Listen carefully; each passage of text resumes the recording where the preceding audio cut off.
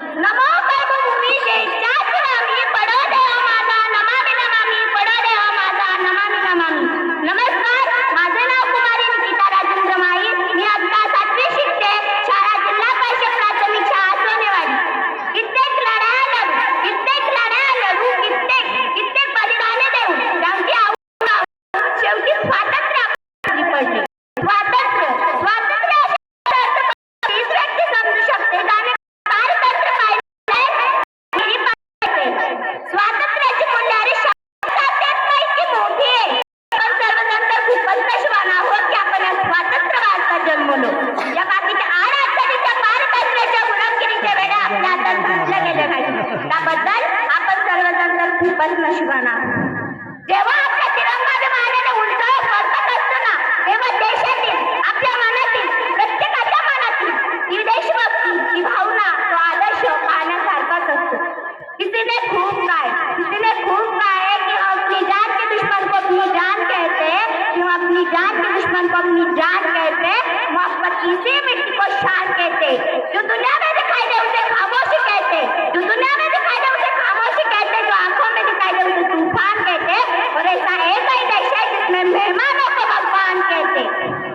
आपल्या भारताला ना सोन्याची चिड्या म्हटलं जातं. का बरं? कारण आपल्या भारतासारखं समृद्ध शेती प्रधान देश. त्या काळी दुसरा कोणता काळ नव्हता हो. म्हणूनच कदाचित इंग्रजांना भारताहून बाहेर पाऊल टाकताना खूप त्रास झाला असावा. 1857 चालू झालेला संग्राम, स्वातंत्र्य संग्राम, स्वातंत्र्य 15 ऑगस्ट 1947 रोजी शांत झालं. 26 जानेवारी 1950 रोजी आपला भारत देश प्रजासत्ताक झाला. जरी आपला भारत देश प्रजासत्ताक झाला असला तर तो कोणापासून स्वातंत्र्य झाला आहे? या भारत भूमीवर राज्य करणाऱ्या त्या इंग्रजांपासून स्वातंत्र्य झाला आहे. पण धर्मभेदापासून नाही, जातीभेदापासून नाही. हे कार्य अजून चालू आहे. डॉक्टर बाबासाहेब आंबेडकर, महात्मा फुले, जवाहरलाल नेहरू यासारख्या नेत्यांनी खूप प्रयत्न केले, समाजसेवकांनी खूप प्रयत्न केले त्या या भारताच्या सुराज्य बदलासाठी. पण खंत याची वाटते की अजूनही हे कार्य वाच केलेले नाही. हवी तशी प्रगती, हवा तसा स्वप्नातला भारत, हवा तसं स्वराज्य दिसत नाही. पूर्वी ना इनामापेक्षा इमान हा शब्द भारतासाठी खूप महत्वाचा होता.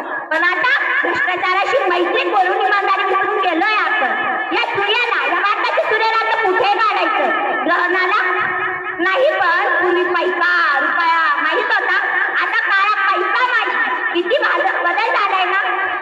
भारत स्वतंत्र झालाय, आपल्या हातात आहे, सत्ता आपल्या हातात आहे. असं का होतं? 52 सेकंद राष्ट्रगीत म्हटल्याने कुणी राष्ट्रभक्त होत नाही. 15 ऑगस्ट 26 जानेवारीला वंदे मातरम म्हटल्याने कुणी राष्ट्रप्रेमी होत नाही. राष्ट्रभक्त होता ते कर्तृत्वाच्या भावनेने, राष्ट्रप्रेमी होता ते बंधुत्वाच्या भावनेने. देशाच्या प्रत्येक प्रयत्नांनी राष्ट्रभक्त मानता येतं. राष्ट्रभक्त मानता येतं ते इमानदारीने. अरे साहेब, स्वतःला प्रश्न विचारा, हे गुण आहेत का आपल्यात? हे सगळं आपण केलंय का? जर नसेल कळेल तर आपण देशभक्त आहोत का? हा प्रश्न प्रत्येकाला पडायलाच हवा ना. ते देशभक्त आहेत त्या धर्तीमध्ये लढतात, प्राणाची पर्वा न करता देशाचं रक्षण करतात. ते देशभक्त आहेत ते महामारीच्या काळातही कर्तृत्वनिष्ठ राखतात. ते देशभक्त आहेत ते दिवस रात्र प्रयत्न करतात. आणि हो, आपल्या सगळ्यांसोबत उपस्थित असलेले आपलं भविष्य उज्ज्वल करण्यासाठी कार्यरत असणारी हे शिक्षक राष्ट्रभक्त आहे. पण मित्रांनो, यात आपले उल्लेख का होत नाही? आपण कुठे कमी पडतोय? एकदा आपल्या व्यक्तित्वावर एक नजर टाकायला काय होतं?